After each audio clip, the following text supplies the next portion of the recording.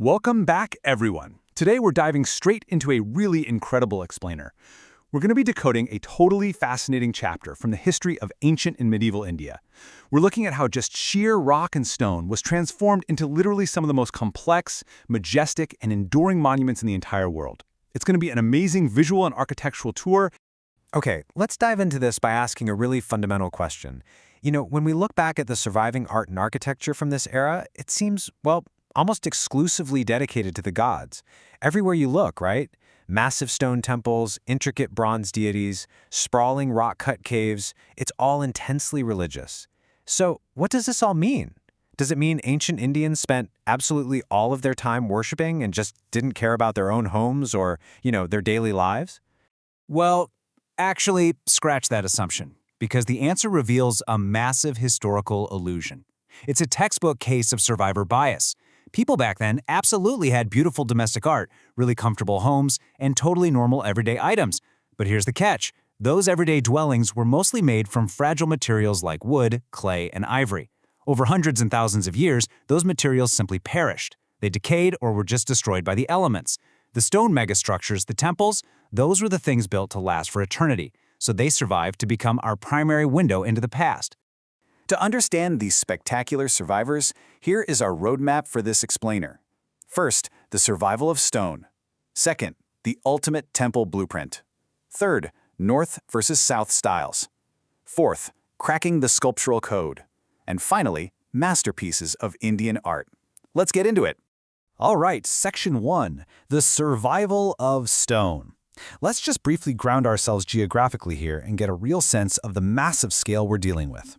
Just take a look at the enormous geographical spread of these ancient temple sites across the Indian subcontinent.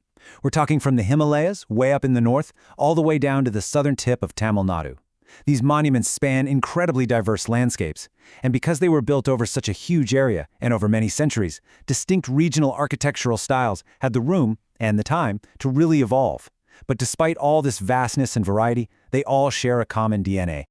Which brings us right to our second section, the ultimate temple blueprint. We're going to strip away all those complex Sanskrit terms for a second to really understand the fundamental architectural skeleton that unites all of these monuments.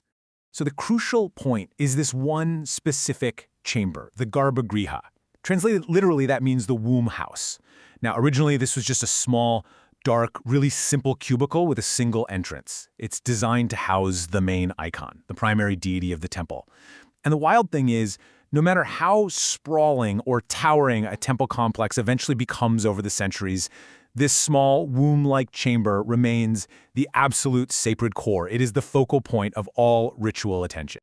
Building out from that womb house, the actual physical journey of a worshiper is incredibly structured. It's like a highly choreographed experience. First, you approach the entrance, which might just be a simple portico. From there, you move into the mandapa. That's a colonnaded gathering hall designed to fit a large number of worshippers. And finally, moving away from the light and the crowds, you step inward toward that dark, intimate, sacred Garbhagriha. This step-by-step physical progression from the outside world directly into the sacred core, well, that's the blueprint of almost every single Hindu temple.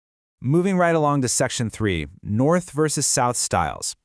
As these temples grew more and more ambitious, architects started adding symmetrical walls, niches, and most importantly, massive soaring towers.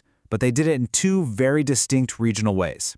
So the two broad orders of Indian temple design are the Nagara style in the north and the Dravida style in the south. Honestly, the easiest way to tell them apart is just to look straight up at the tower built right above that womb house we just talked about. In the northern Nagara style, the freestanding tower is called a shikara, and it takes the shape of this sweeping, curving, mountain-like spire.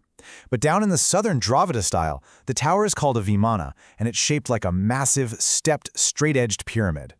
And this brilliantly illustrates exactly what we're talking about, the staggering physical reality of a southern Dravida temple. Just look at that stepped, pyramidal Vimana tower reaching way up into the sky. Notice how the temple has grown through this kind of additive geometry. They're adding more rhythmically projecting walls and levels, but, and this is key, it never breaks away from that fundamental blueprint. It simply builds upward and outward in a highly organized, totally mathematical way. All right, Section 4, cracking the sculptural code. We've looked at the macro-level architecture, so let's zoom in now.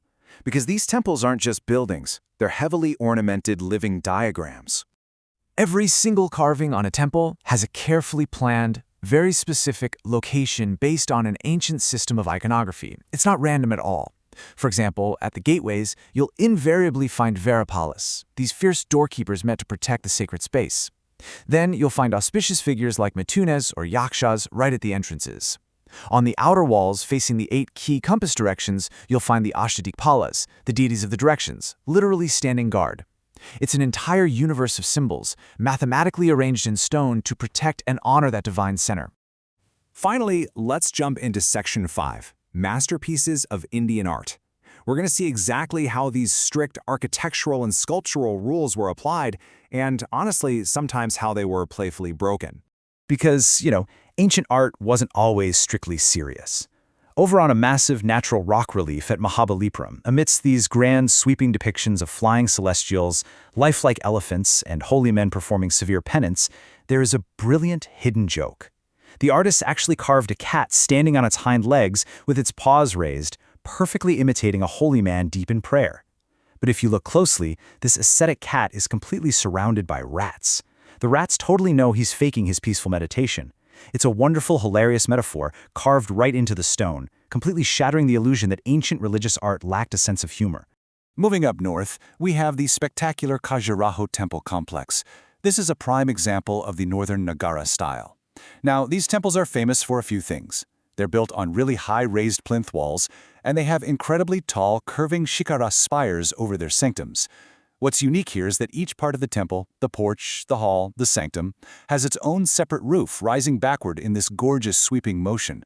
Khajuraho is also world-renowned for the highly detailed erotic sculptures that were very deliberately placed on the exterior walls, while the interior features these intricate halls with heavily voluminous, carved pillars.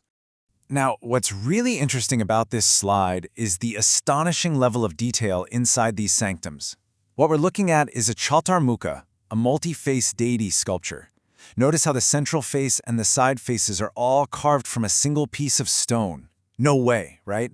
The ancient sculptors just gave an extraordinary amount of attention to the fine details here. The elaborate headdress, the highly specific hand gestures, the really gentle expression on the main face, even the finely carved drapery and ornaments. It is absolutely a masterpiece of early iconography. Let's move to and see how this builds into the broader picture. Listen, none of these temples were the work of some lone genius. These were the mega projects of the ancient world. Bringing these staggering structures to life required an unprecedented level of human coordination. I mean, they had to bring together master architects who understood incredibly complex geometry, massive teams of stone builders and engineers, highly specialized sculptors for the iconography, and painters. Because remember, many of these sculptures and walls were originally brilliantly painted. It was just an immense, collaborative artistic triumph. Which brings us to a final, kind of provocative thought. We started this whole explainer by talking about survivor bias, right? How the grand stone temples of ancient India survived while their everyday wooden homes decayed, leaving us with this intensely religious picture of their past. So think about our world today. 1,000 years from now, when all of our digital data, our drywall, our everyday flimsy items have completely decayed, what massive concrete or stone monuments are going to survive the elements? What will future historians look at, and what kind of survivor bias will they have when they try to decode the architecture of our era? It's definitely something to think about. Thank you so much for joining me on this explainer, and as always, stay curious.